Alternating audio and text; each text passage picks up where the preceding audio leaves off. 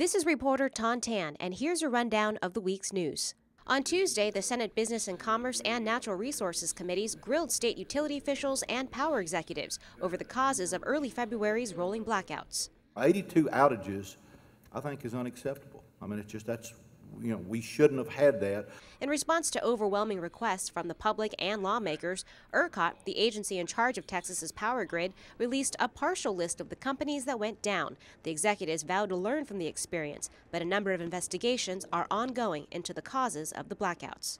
Since the event, we've gone back and looked at several issues that we need to do better, that we need to think about modifying or tweaking, and I would label them into three categories, Chairman FRASER and Chairman Corona. One, they are communication. Two, the natural gas issues. And three, PUC rules and ERCOT protocols regarding weatherization. On Wednesday, Lieutenant Governor David Dewhurst and Senate Health and Human Services Committee Chair Jane Nelson unveiled Senate Bills 7 and 8. They say those bills could save the state a lot of money by offering incentives to doctors and hospitals who use best practices for treating their patients as opposed to paying them for the number of procedures they perform.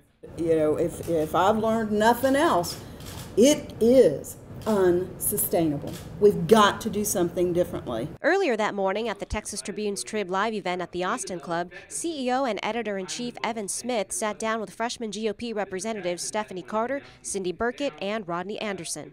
I will not vote to increase taxes, nor will I vote to increase fees. And the reason that I signed that... no fees. And no fees. On Thursday, the abortion sonogram bill passed out of the full Senate by a vote of 21 to 10. The bill that's on its way to the House would require the doctor performing an abortion to conduct a sonogram at least 2 hours before the abortion. The woman would be required to hear a description of what the doctor sees on the sonogram.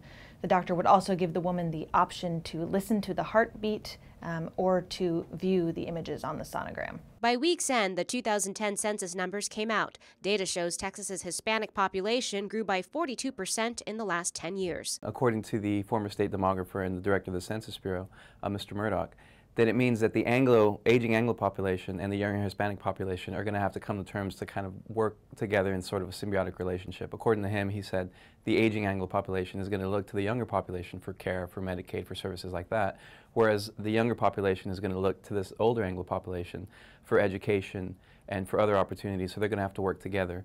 As far as districting, we get 4 new seats in Washington, D.C.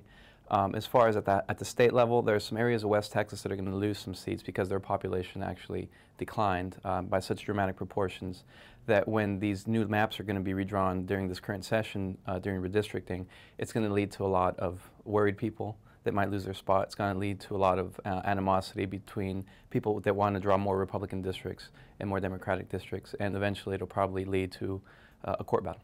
Overall, the state accounts for 25% of the nation's population growth. Visit our website, texastribune.org, for more analysis of the census numbers and their implications. I'm Ton Tan, and that's your rundown.